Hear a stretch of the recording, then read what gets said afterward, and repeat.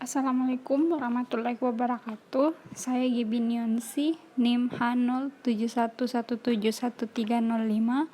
Pada kesempatan kali ini, saya akan menjelaskan apa itu Django. Untuk lebih jelasnya, mari kita simak video berikut. Apa itu Django? Django merupakan sebuah web framework yang berada di bahasa pemrograman Python. Django 2.2.11 adalah Django versi terbaru yang mensupport Python 3. Django dibuat pada tahun 2003 oleh Adrian Holofati dan Simon Willison, di mana mereka berdua ini merupakan web programmer di kantor surat kabar yang berada di Lawrence Journal World, Kansas, US. Nama Django sendiri diambil dari nama gitaris kebangsaan Belgia Prancis, yaitu Django Reinhardt. Django telah digunakan di berbagai perusahaan besar seperti Pinterest, Instagram, Dropbox, Spotify, National Geographic, Eventbrite, dan Disqus. Alasan Django powerful. Yang pertama, menggunakan bahasa Python, di mana bahasa Python ini mudah dimengerti sehingga Django banyak digandrungi. Yang kedua, bisa melakukan development dengan cepat karena semua fungsi telah dihandle oleh Django, dan Django telah full package, jadi berguna untuk graphic development ketika membuat website yang sangat besar.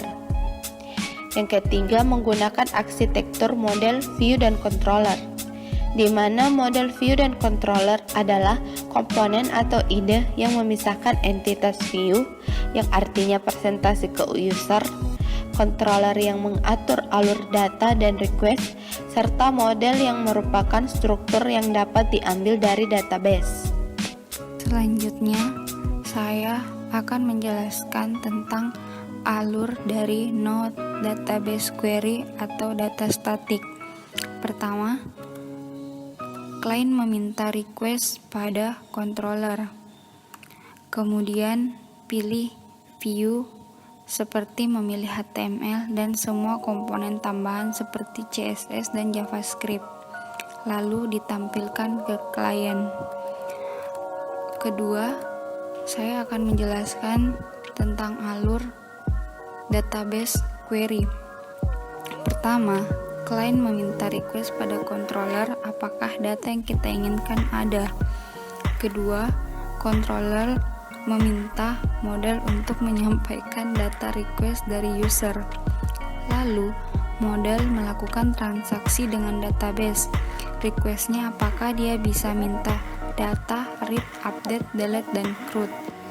Kemudian, model melakukan data respon, merespon hasil request ke controller. Kemudian, controller memilih view untuk menjabarkan modelnya, lalu disampaikan ke display. Di Django MVC dijabarkan menjadi model view dan URL count, yang mana URL count ini merupakan controllernya dan template adalah view. Alurnya seperti pertama, klien meminta request yang akan dihandle oleh URL count. URL count akan memilih view. View akan menampilkan template sesuai request. Jika request meminta data pada database, maka view meminta data pada model. Model membuat struktur data sesuai request. Model melakukan transaksi dengan database. Model akan merespon data ke view. View memilih template yang cocok untuk ditampilkan di webpack.